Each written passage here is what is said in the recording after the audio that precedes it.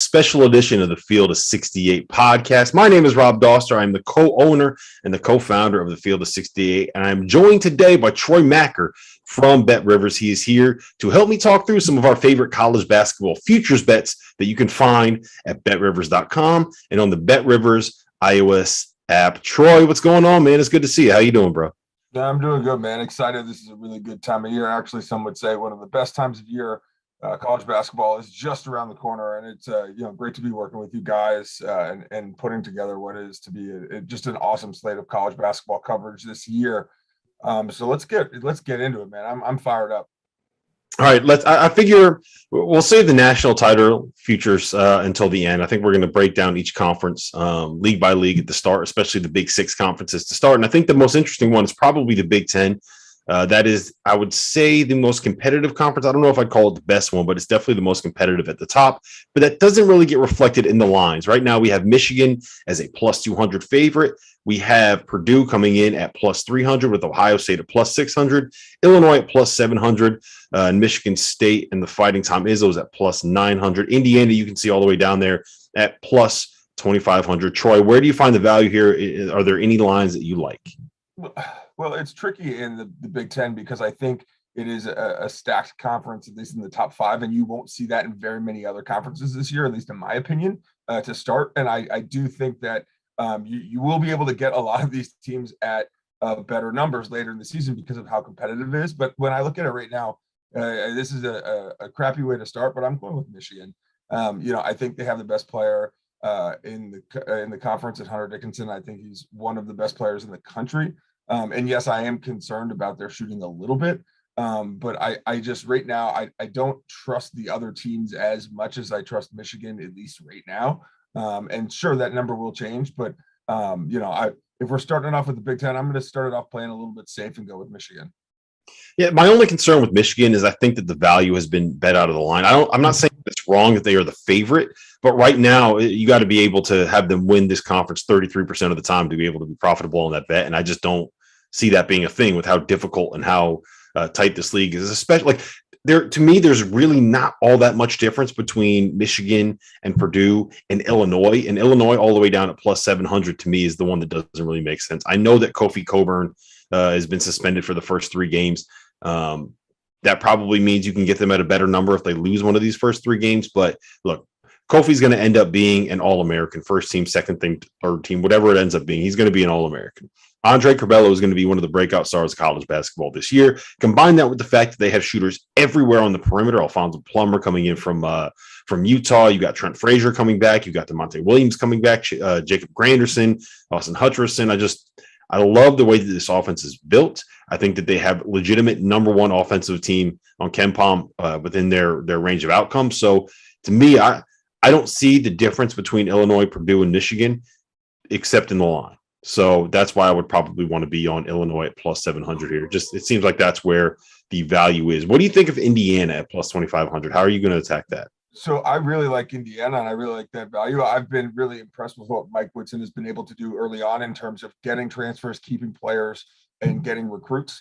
And yes, I think that it's possible in this conference that that number goes up and you can even find even better value. But I just like that as a long-term. And one thing you have to remember about futures is you're not holding out until they win the conference championship, or if in an NCAA championship futures, the whole thing is a lot of cashing out. That is a big part of the game here, is if you can get a team at a really good number, really high number, and they exceed expectations, then you can cash out and collect some profit there. And I think that's what you're going to see with Indiana. Trace Jackson Davis is one of the best players in the country. He's a preseason All-American. I think he is going to take a huge step. We thought he was going to take the huge step last year, and there were a time where he was one of the three best players in the country. I think when you look at, you have a good glue guy in Rob Finney, I think this is a team that is going to surprise some people in a conference that has five very good teams, but there's no super duper elite team at this point. I'm kind of out on Purdue. I think they're going to be good. I think the expectations there might weigh them down a little bit. You got to worry about team chemistry a little bit with who's going to be touching the ball the most. I think this Indiana team, even though they are an absolute blue blood, that people aren't talking about them that much, and I think they have the talent to compete with the rest of those teams in the Big Ten. Yeah, I don't love the Indiana Big Ten line. I just don't think that there's ever going to be a point where they have a chance to really win the Big Ten. And I don't think it's ever going to be reflected in the line. But I do like your theory for national title futures betting on them, which is something that we'll get into later on in the show. I got nothing. The only other thing that I'll just note is that I think Ohio State, they are a team to keep an eye on simply because I think in the Big Ten, what you run into is it's the only conference in the country where probably the only conference in basketball anywhere on the planet that still relies on big, low post, heavy footed throwback big men like a Hunter Dickinson, like a Zach Edey, like a Trevion Williams, like a Kofi Coburn, like a Trace Jackson Davis. And it works in the Big Ten when you're going up against other teams that have players like that. It doesn't always work when you go up against teams that are going to be playing a little bit more of a modern style, which is kind of what, we saw Illinois run into last year with Loyola Chicago. So I think Ohio State can match up better with teams across the country because of the way that Kyle Young plays, because of the way that EJ Liddell plays, and because of the way that Chris Holtman coaches them up. So I think that Ohio State is an interesting team when we get to tournament time to keep an eye on, but I don't think that they are necessarily among the top three in the Big Ten for that Big Ten title race. All right, let's move over to the Big East, where Villanova is the heaviest favorite of all of the major college basketball conferences. I don't necessarily think that's wrong, but with the line at minus 155, it means you have to bet $155 to win $100 on them winning the national title. I just don't see the value there. Troy, is there any way that you would put money on Villanova at this point to win the Big East title? And if not them, who?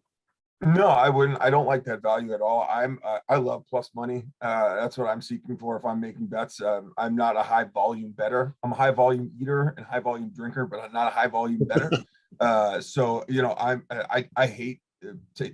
I would hate to put money on Villanova, even though I do believe they're probably the best team in the conference, and they probably are the most consistent team. And in the Big East, that's what you need to be, because it's going to be rock fights and fist fights, and it's going to be a slugfest. The team I like is Xavier at what are they, plus 800? I think Zach Fremantle is one of the best players in the Big East. They have Paul Scruggs returning. He is a freakishly talented player. I think you're looking right there at those two players, two of the most talented players in the Big East. And I don't think that the depth of the conference is as good as it was last year or the year before. I think this is a 1 or 2.5 team league. So if I'm not taking Villanova because I don't like the value, and yes, there's UConn in there, you want to wait and see on them. I like where the money is on Xavier. Certainly, they may the value may go up a little bit depending on how healthy Zach Fremantle is. But for me, that is kind of a long shot play. When the general consensus is it's Villanova. Villanova has more. They have the second most conference specific futures bets than other than Michigan. So it's Michigan and Villanova in terms of the most popular teams to win their respective conferences. I liked Michigan because they were at least plus money. This is why I don't like Villanova, because it's minus 155, minus 177. Yeah, I don't think I can get behind Villanova. I think you can say at the same time it'd be correct that they are rightly the overwhelming favorite in the Big East, and they are also overrated at the number that they are currently priced at. So it's a complete stay away from me, both for the Big East title and for the national title. I do like Xavier. The way that I would attack this is I'm going to wait and see what happens at the start of the season and get a definitive word on Zach Fremantle, because if he comes back healthy in mid-December, you might be able to get them at like plus 1,200, plus 1,500, depending on how the first month of the season goes. If he's a little bit banged up, he's got a foot issue. I think it's a foot issue. Yeah. The one I like here is Seton Hall at plus 1,500. And I think I like it a little bit more kind of in terms of like a national title feature that you can cash out, but that team is long. That team is super athletic. They kind of have that identity of what a Kevin Willard basketball team is going to end up being. Kadari Richmond, I do think, is going to end up being very, very good. I saw Kevin Willard at Big East Media Day, and he was raving about the kid and saying he's really improved his jump shot, hitting jumpers off the dribble. He's making every play and every read that you need to make in ball screens. So I think that Seton Hall ceiling is probably like as a top 10 defense in college basketball. Combine that with a guy that could end up being a lottery pick at the point guard spot. That's a team that you want to kind of take a couple of swings on. I also would be remiss if I didn't mention UConn. I do think that there are some like deserved question marks about who their go-to guy is going to be offensively, but I don't think people realize just how good RJ Cole was before he transferred to UConn from Howard. I think he'll be able to step into a little bit of a bigger role. They are long, they are athletic. I think we're going to see kind of a throwback UConn team in terms of the way that they play defensively, the athleticism that they have, forcing turnovers, getting out in transition. And the one last thing that I'll note is Adama Sanogo. Everybody you talk to around the program says that this kid's going to be a breakout superstar. One of the things that you saw last year, James Bouknight was not named first team All Big East. And I mean, everyone around the UConn program was like, these people are idiots. What are they doing? Why is no one putting James Bouknight first team? Are they mad because we're back in the conference? Blah, blah, blah, blah, blah, this, that, and the third. And the same thing is happening. Adama Sanogo was not named preseason All Big East. And everyone around that program is just like, there's no way that that's going to be something that happens. So I think that Adama is going to be in for a really, really big season. And if he is, that could end up being their go-to guy. You got anything else on this conference you want to add? Any Georgetown takes there? No. We don't need to talk about Georgetown. Pretend they don't exist. Absolutely not. I'd be more likely to take a flyer on UConn than Georgetown. and that's when you know it's bad. Yeah. But I think Villanova is the best team in the conference. I think it's more than likely they're going to win the conference. That's what they've done since the new older Big East was reformed. I just can't find the value there. I just can't. They have been one of the most consistent teams in college basketball over the last half decade. Some would say even the past decade. But because the conference, I think, is very thin in how strong it is from top to bottom. That's why I like Xavier, but I agree it could be a wait and see on them as well. But really interested to see how St. John's does. Champaign is one of the best players in the conference. Interested to see how Seton Hall does, and UConn for me is really interesting to see because of them coming back to the conference and reigniting some of those feuds. So this conference in general might just be wait and see on me. Yeah, it is a little bit strange that St. John's and Creighton have the same number. Yep. But that to me says more stay away from Creighton than it says fire all cannons on St. I need to see St. John's do it to be able to fully buy. I think they're going to be good. I think they're a tournament team, but I need to see them be good enough to win a Big East title before I invest any money on that. All right, let's move to the Big 12 next, because I do think the Big 12 is really interesting at the top. We have Kansas, who is the favorite at plus 125. Texas is the second favorite at plus 155. And then you have a big jump to West Virginia and Baylor, the reigning national champions, at plus 750. Is there anything that you like in the Big 12, Troy? So I like Kansas, and I think Baylor has a really, really good shot at doing it. I really like their roster, but I don't think the Baylor team is as good as they were last year. And that was the team that really pushed Kansas off their streak, and Kansas not being the most dominant Big 12 team of what seems like the last 2 decades. So I'm staying with Kansas. Texas is going to be very good. They could be really, really, really good this year. Marcus Carr was one of my favorite players last year, who played at Minnesota, is now at Texas, but with a first-year head coach and just a lot of expectations and everything, we're staying away from Texas. I like Kansas because of who they have on their roster in terms of transfers and returners like McCormick, Ochai Obaji, who feels like he's been there for 5 or 6 years. Speaking of 5 or 6 years, we have Mitch Lightfoot. That's more just a fun Perry Ellis joke. But I just really like this team because they're not going to be bad.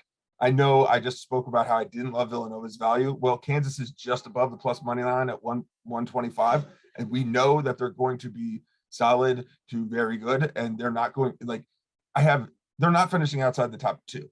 So that seems to me, if I can get them plus money, that's great. And again, the players, Remy Martin, David McCormick, Agbaji, they Jalen Coleman lands. I think this team is going to be very, very good. I don't know if they're a national championship contender, but I think they're going to be the most consistent team in the Big 12. And I don't know if I trust any of the other teams yet to compete with a consistent, dominant power like Kansas. Yeah, I can't get behind that number when I think Texas is as good as Texas could end up being. It just feels like that league is too kind of clustered at the top to only get plus 125 on. And to your point, Ochai Agbaji, did you know he actually stayed with Sharon Collins on his official visit to Kansas back in 2010? Yeah, he's been there for a while. So, but yeah, I can't get behind Kansas at that number. I think they should be the favorite. I do think that they are probably ranked a little bit too high in terms of what they should be. Texas, I don't love it. Again, it's the number to me that just does not seem like something that makes sense. Baylor is the one that's interesting to me. They got James Akinjo coming in. He's a kid. I talked to Scott in the summer, and he raved about his competitiveness. He said part of the issues that he had at Georgetown and at Arizona was it was just the wrong fit for what this kid is as a player. So I think getting him into a system where you have that kind of culture is probably something that's going to end up being ideal for them long term. Is there anything else that you like? Any other value that you see in here? I really like Baylor at plus 750. I think they can win it. Oklahoma State, one thing I'll just add, plus 1600.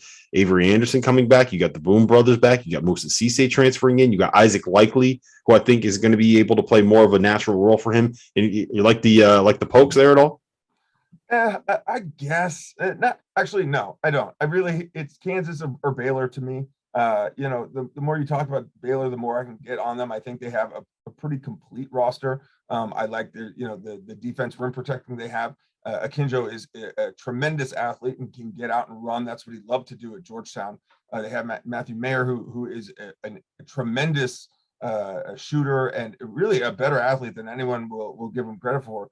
I think that's the play there, other than Kansas. But again, I just go back to if you don't have great conviction, go with Kansas, because it's if you can get plus money, which you can right now, they're not going to be at a much worse value. Maybe if they go on a 2-game losing streak, but I just think it's a safe play. Yeah, fair enough. All right, let's move over to the ACC, which I do think is also interesting at the top. Duke, who has not won. How about this? This is one of my favorite facts in college basketball this year. Duke has not won an ACC regular season title since John Shire was a senior point guard and they won the national title in 2010.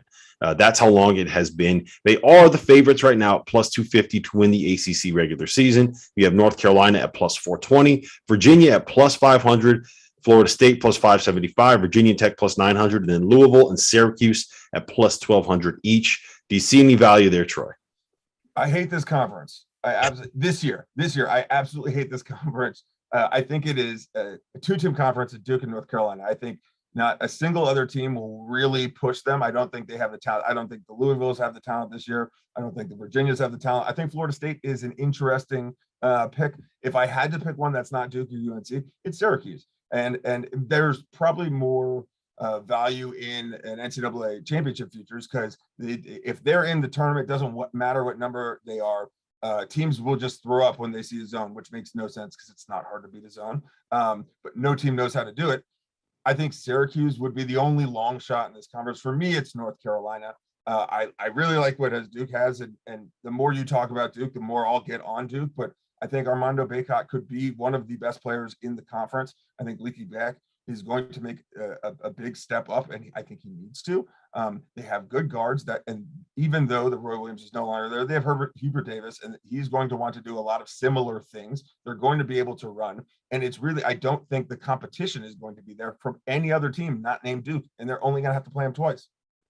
Yeah, I think Duke is, if you love Kansas at plus 125 in the Big 12, I think that you have to be all over Duke at plus 250 in the ACC. Well, I'm not. I'm on North Carolina. Yeah, well, I mean, North Carolina, I like the value for both of those. It's weird, I feel like those two are much further ahead of the rest of the conference than Kansas and Texas are in the Big 12. So I don't the numbers there just don't make sense to me. So I'm going to be on Duke plus 250 here, and I don't think it'd be wrong to be on North Carolina plus 420. What I will say about Duke is this: they're going to have the best player in college basketball, I think, in Paolo Banchero. He is a monster. He's 6'10". He's 260 pounds. He has a 40+ inch vertical. He can handle the ball. They run him in ball screens. They're going to pair him with Mark Williams up front. They're going to. I don't know how you stop this Duke front line. I think that Wendell Moore is going to be back as a veteran presence, and I think he's going to have quite a bit of value on a wing trio with AJ Griffin and Trevor Keels, who are going to be as athletic and as good defensively as we've seen out of any Duke team in the last probably decade. I think Jeremy Roach is a sophomore at the point. One, he's going to have all of the kind of freshman jitters out of his system coming back for another season. And two, he's going to have a lot of pressure taken off of him because of the playmaking ability that Paolo has. And I also just think this is the year where Duke is going to try to make a point, right? They haven't won the ACC regular season title since 2010. And this is Coach K's last season. So I fully buy into them being able to kind of figure this thing out. I'm going to talk more about North Carolina when we get to the national title feature section. The last thing that I will note is you're 100% correct in your take on Syracuse. Get them for a national title long shot future. Cash out when they get to the Sweet 16 after playing in the playing games in the NCAA tournament. You got anything else on this conference? No, I do not, except that I don't really want to see any of these teams play other than Duke and North Carolina. And usually, you can count on Virginia and Florida State and, in Louisville and Notre Dame in years. I think, like you mentioned, there's such a precipitous drop off after two that really I don't see any other team making a run worthy of buying early. All right, so let's move to the Pac-12 next, where UCLA is the favorite to win the league. They're at plus 150 odds. They have 21 of the 31 bets that have been made at BetRivers on terms of futures right now. Oregon is in second at plus 250. We have USC at plus 500, and we have Arizona sitting pretty at plus 700. I don't think we need to talk about Arizona State at plus 4,000. I don't think they're going to win. Please don't donate your money to BetRivers. They have enough of it right now. You don't need to lose that money on Arizona State. So, Troy, UCLA, are they the deserved favorite in this conference? Yeah, I think they're a deserved favorite in this conference, plus 150, and the thing I have my concerns with is not so much UCLA, the players on their team, but UCLA, the front runner in the conference and the Pac-12 conference that has been topsy-turvy and all over the map where teams cannot seem to hold on to the reins. It's the same in football. Where it seems like the team that everyone wants to say, hey, just go undefeated and you'll be considered one of the elite teams in the country. And they always seem to have slip-ups, whether it's against the Montana in non-conference play or one of the UC schools. I think UCLA is really good. Johnny Juzang and Jaime Jaquez are one of the best duos in the country. I really like Mick Cronin. I think he is going to make his team and every team his team plays against earn every single point. It's not flashy, but that's really how they made their run, is that they fought for 40 minutes in every single game. My concern is just the expectations of being the top team in that conference, where no top team in that conference has been very consistent in conference play. If I had to go someplace else, it's Oregon, because of the inverse of that, which is Oregon is kind of like the Pac-12 Syracuse. It doesn't matter what their seed is in the NCAA tournament. They always seem, for the last half decade, to go really far. I like the transfers they have. I like the returners. I think Quincy Guerrero is going to become one of the best players in the Pac-12. I think they have a really good rim protector in Faladante. I like Oregon. I think I'm going with UCLA just because I think they have the most talent, and I think that gritty style of play will push them along, even though I like Oregon's number more than I like UCLA's number. I really like UCLA at this number because I think the gap, I mentioned the gap between Kansas and the rest of the field in the Big 12. I think that the gap between UCLA and the rest of the field in the Pac-12 is much, much bigger. Is it bigger than Villanova in the Big East? No, simply because I think that there are other top 20 teams in the Pac-12. I'm not 100% sure there are other top 20 teams in the Big East at this point. But what I will say about UCLA is this. Their issue last year throughout most of the season was defense. They figured it out during the NCAA tournament, and then they added two of their best defenders heading into the season, and freshman Peyton Watson, who's going to be a monster on the wing, and Miles Johnson, who is the kind of big, physical, low-post presence on both ends of the floor that they were lacking last season. I'm all in on this UCLA team. I think that they are, if they're not the best team in the country, I think that they are right there with Gonzaga, with Kansas, with Texas, with some of those other powerhouses. So I'm all in on them winning the Pac-12. I think that of all of the I guess except for Duke, but I like them better than the Kansas number. I like them better than the Villanova number, and I like them better than any of the numbers in the SEC this season. And then the other team that I like in the Pac-12 is Arizona. I just think that with Tommy Lloyd, a former Gonzaga assistant, coming in, their roster is built the way that Gonzaga teams are going to want to play. They have athleticism on the wings and Benedict Mathurin and Dallin Terry. They have a big guy in Umar Ballo that I think is going to be able to kind of play that 5 role that has been so effective for Gonzaga over the years. I mean, think about it. They made it to a national title game playing Shemet Karnowski at the 5. What they want to do, get up and down the floor, run ball screens, try to seal their big guys in the paint and get post touches and score that way. I think Umar is going to be able to do that. Christian Kolok was another guy at the 5. I think we'll be able to spell him and give them another look. He's longer and more athletic. And then look, Benedict Mathurin and Azuolas Tubelis, those are 2 guys that I think are going to be able to take a step forward this season and put themselves in a position to be drafted. I also like Pele Larson, the transfer coming in from Utah, another kid that can shoot. So at plus 700, to me, they are not the 4th best team in the Pac-12. I think that they could end up winning this league. I don't think it's crazy to say that they are kind of in that same range as a Baylor, who is plus 750 in the Big 12. Or in Illinois, who was plus 700 in the Big 10. I kind of look at them in that same light. So I do like Arizona, the future value there. And I think they are another one. We're going to talk about national titles as soon as we finish the SEC, but they're another one where I do think you can get them at a certain number right now on their national title future, where you can cash it out and make a little bit of profit later on. All right, Troy, the SEC. I know you don't like the SEC. We have Kentucky as the favorite at plus 225. We have Alabama coming in at plus 255. Arkansas at plus 425. We have Auburn at plus 650. Tennessee at plus 1200. And I don't think you really need to pay attention to anyone else in terms of winning the SEC title. Who do you like there? So I like the SEC in general. I don't like the SEC basketball conference this season. And I think that's important. I think that Alabama, sure, will be good. I don't know if they'll be as good as last year. Arkansas will be good. I don't think they'll be as good as last year. Tennessee won't be as good as they were last year. Auburn, I don't think will be as good as they were last year. I like Kentucky. This may not be their flashiest team, nor if it has the highest level of talent at the top, but I like the depth of it. And I think if you look at some of the more successful Kentucky teams, it was Kentucky teams that had a little bit of experience, and that's what they have. They still have some transfers.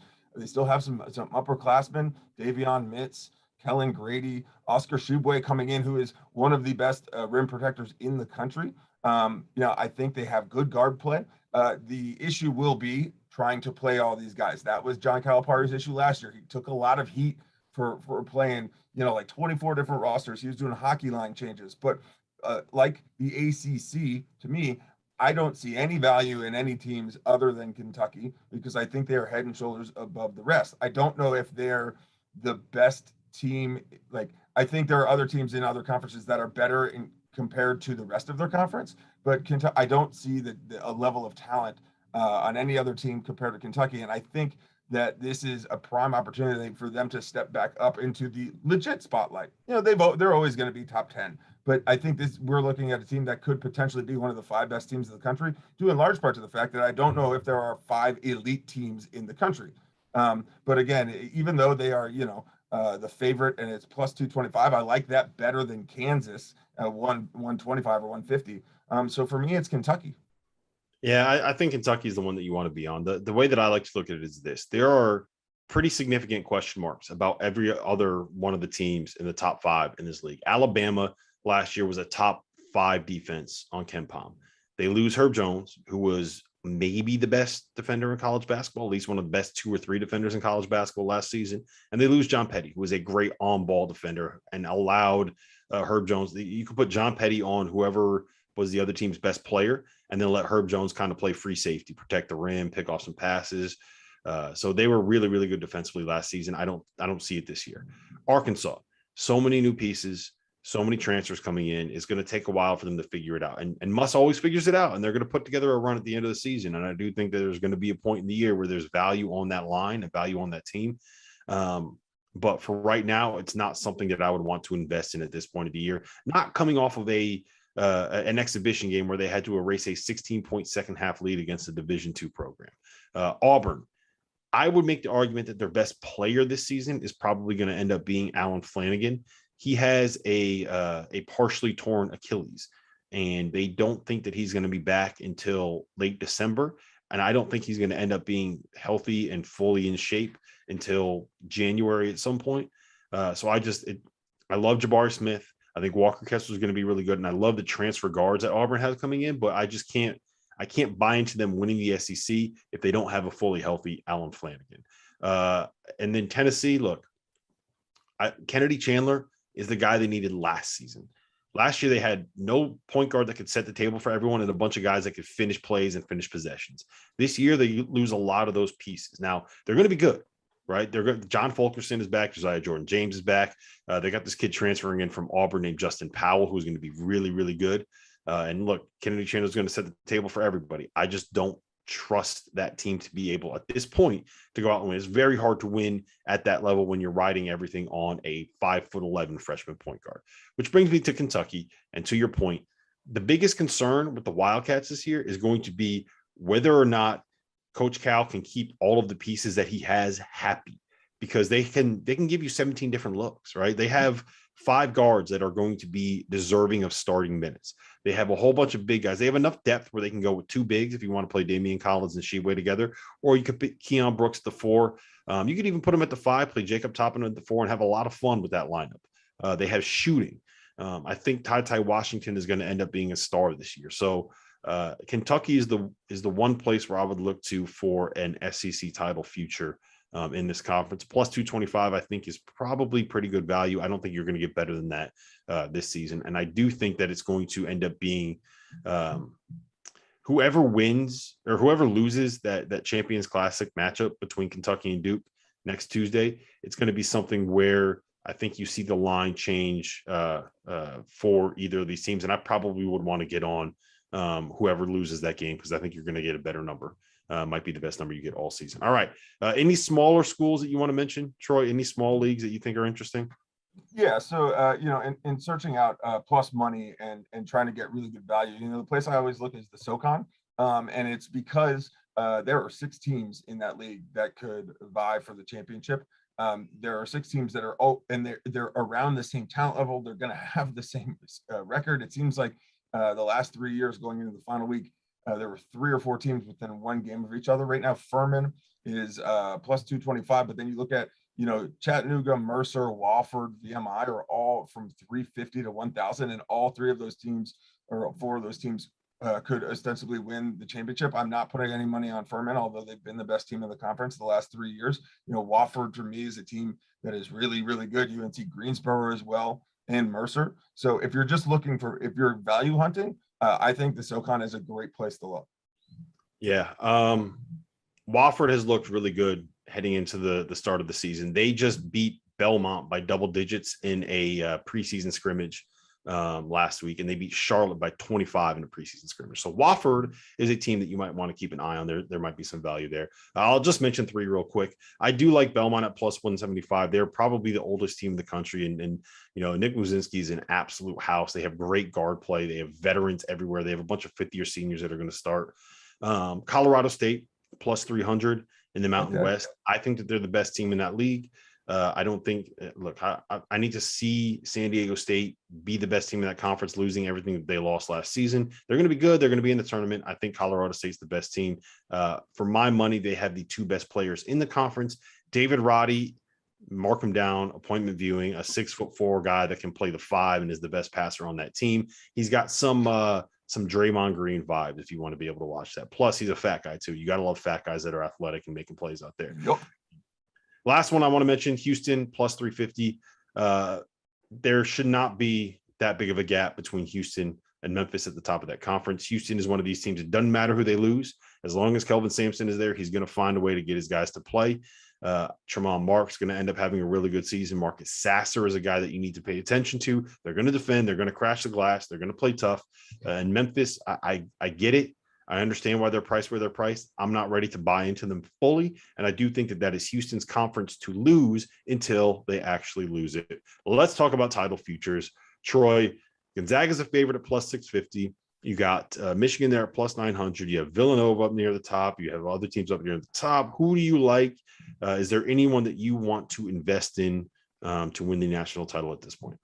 Yeah, there are 2 teams right in the top, and it's Michigan and UCLA. So right now, Gonzaga is backed by about 30% of the handle. Michigan's at 13% of the handle. UCLA is 6% of the handle. In bets, we're talking Gonzaga is backed by 25% of the national championship bets. Michigan 14%, UCLA 10. Like I said, with the Pac-12, I really like McCronin. I like Jaime Jaquez and Johnny Juzang. I think this is a team that proved themselves in the tournament last year. The Pac-12 is going to be a fickle league that honestly, Arizona could make a run. I don't know if the best team will win that conference, but we've seen in the past half decade that the best team usually makes a run in the tournament, and that best team may have not won the conference championship or the regular season. Oregon a couple years ago, what seems like 2 or 3 years in a row, UCLA as well. I really like UCLA. Their talent level. Tiger Campbell is, when healthy, is a very sturdy point guard who can make plays and has great vision. Michigan, I like because of Hunter Dickinson. I think also they're a momentum team, and they play through their head coach, and Juwan Howard is a really emotional guy. He gives them energy. And Purdue as well, because I think, especially in the tournament, if you're going to need to be able to make shots, but I think having huge big men is going to help you, because a lot of teams don't see this. Now, certainly having big guys is the reason Purdue lost to Arkansas Little Rock a couple years ago. Chris Beard, they couldn't defend the smaller guys, but I think the talent level of Purdue and also the number there, I think they're going to be bet up. I think they're going to see shorter odds later in the year. So I'm taking Purdue there as well. And then I do have a long shot, and that's Indiana, like we talked about, just because at plus 8,000, that's a great number for me. I think they're going to be shorter odds as we get closer to spring. And I think they have the talent level to compete. So those are the teams I'm looking at. Yeah, I like the UCLA call. I think that I would make the argument that them at 10-1 odds is better than Gonzaga at 6.5 to 1 odds. I think Kentucky and Duke are the two values that I really like near the top, and what I will term the favorites, I guess. Paolo Banchero is going to be the best player in the country. Duke is going to be able to defend the way that we expect a Duke team to be able to defend. And then Kentucky, like I mentioned earlier, I think Ty Washington is going to be a guy that really surprises people.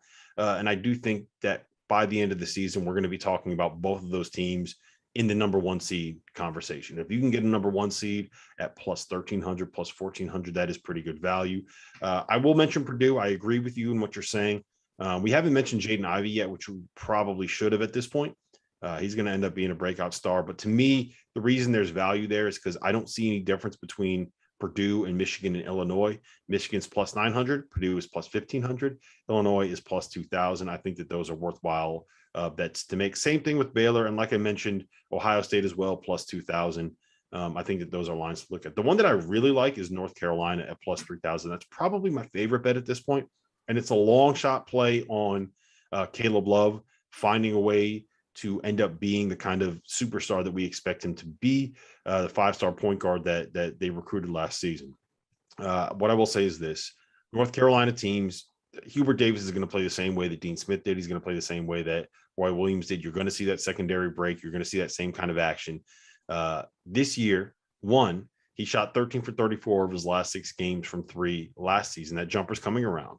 2, he's going to be on a roster where instead of having Garrison Brooks and Armando Bacot or Day'Ron Sharp or Walker Kessler clogging up the lane, now Bacot's going to be out there with someone like a Dawson Garcia who can step out and knock down a 3, someone like a Brady Manick who is a sharpshooter, even though he looks like he came out straight from 1985. Kerwin Walton's a guy that does not miss. I think that Caleb Love, with the space that he's going to have this season, is going to be much more effective. I think we're going to see more of a Kobe White, Joel Berry, Raymond Felton kind of a season than we are what we saw last season from Caleb, where he was one of the most inefficient players in all of college basketball. Last thing I'll note, Troy, we touched on this a little bit earlier, but BetRivers offers you the ability to cash out of a bet as the odds continue to change. What that essentially means, if you bet someone at let's just say 10-1 odds, and the odds go to 5-1, it means that you're going to be able to double your money more or less on what that cash out is going to end up being. So the ones that I think are worth looking at that price, Oregon plus 3,500 and Houston plus 3,500. I think both of those numbers are going to get significantly better as the season goes along. And then we touched on all of these other teams: Syracuse plus 5,000, Arizona plus 5,000, UConn plus 6,000, Seton Hall plus 6,000. I think all of those numbers are going to get much better as the season goes along. So if you can kind of lock them in now, then it's something that I think will make a lot of sense for you, and you'll be able to turn a little bit of profit. I don't think you want to ride those ones out, because I don't think those teams are going to win the national title. But if you can cash out at profit, that's where you make your money, man. You got to find small edges, and those to me are where you can find the edges in college basketball this season. And I think on 3 of those teams that you mentioned, Houston, Oregon, and Syracuse, they all have an identity that works in March. And that is they are consistent programs now where, like you mentioned with Kelvin Sampson, it doesn't matter who's there. They replace and they keep going. Syracuse is that way through and through. And we're seeing that with Oregon as well, where they make a Final Four run as a 10 seed or a 2 seed or an 8 seed or a 4 seed. I think you get sturdy coaching, you get great guard play, and then you have some shooting, and you have true, legit NBA caliber players. And I think when you look, at Oregon, I do think they do have some of those. But yeah, for long shots like that, those are all three very smart plays because of the program consistency over the last half decade. And that's something that the media talks a lot about in March. And sometimes it's overblown because Villanova stunk in the tournament and then rattled off 2 out of 3 national championships. But when looking this far ahead, I think those are 3 programs that are going to have talented players who can shoot and are veterans, and coaches that have done this time and time again. And other coaches have struggled to figure out how to beat them in pivotal moments. Well, listen, that's all we have here. We appreciate you guys coming and hanging out with us. Hopefully you're going to end up winning some of these bets, because that'll make me feel good. And hopefully I'm going to end up winning some bets, Troy, because look, I got 2 kids, man. I got to start making some money here at some point. So I appreciate the time. Make sure you go to betrivers.com or download the BetRivers iOS app to be able to have access to all the odds that we just discussed. Troy, it's been a pleasure, man.